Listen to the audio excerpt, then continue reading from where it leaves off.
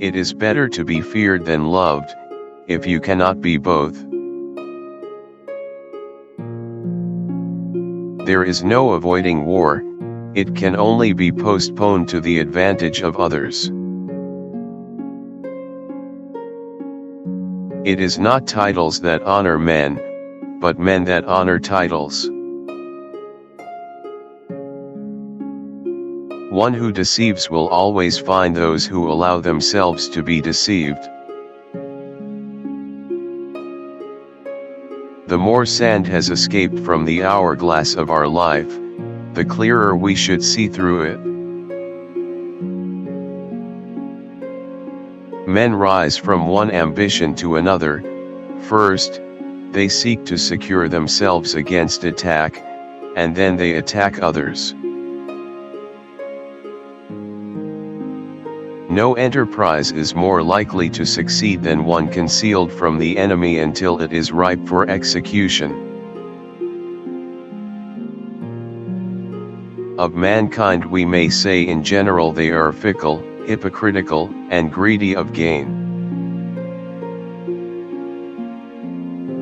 Men shrink less from offending one who inspires love than one who inspires fear. Benefits should be conferred gradually, and in that way they will taste better. If an injury has to be done to a man, it should be so severe that his vengeance need not be feared. It is double pleasure to deceive the deceiver.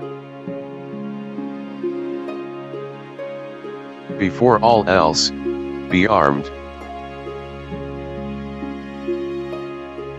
I'm not interested in preserving the status quo, I want to overthrow it. Hatred is gained as much by good works as by evil. It is much more secure to be feared than to be loved. Whosoever desires constant success must change his conduct with the times. War is just when it is necessary, arms are permissible when there is no hope except in arms. The new ruler must determine all the injuries that he will need to inflict. He must inflict them once and for all. The distinction between children and adults, while probably useful for some purposes, is at bottom a specious one, I feel. There are only individual egos, crazy for love. For among other evils caused by being disarmed, it renders you contemptible, which is one of those disgraceful things which a prince must guard against. Whoever conquers a free town and does not demolish it commits a great error and may expect to be ruined himself. Tardiness often robs us opportunity, and the dispatch of our forces. Politics have no relation to morals. The wise man does at once what the fool does finally. He who wishes to be obeyed must know how to command. Never was anything great achieved without danger. Men should be either treated generously or destroyed, because they take revenge for slight injuries, for heavy ones they cannot. Where the willingness is great, the difficulties cannot be great. The promise given was a necessity of the past, the word broken is a necessity of the present. The first method for estimating the intelligence of a ruler is to look at the men he has around him. One change always leaves the way open for the establishment of others. There is no surer sign of decay in a country than to see the rights of religion held in contempt.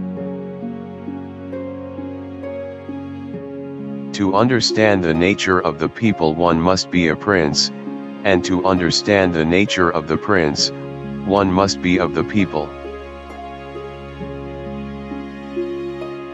A prince never lacks legitimate reasons to break his promise. A wise ruler ought never to keep faith when by doing so it would be against his interests. Hence it comes about that all armed prophets have been victorious, and all unarmed prophets have been destroyed.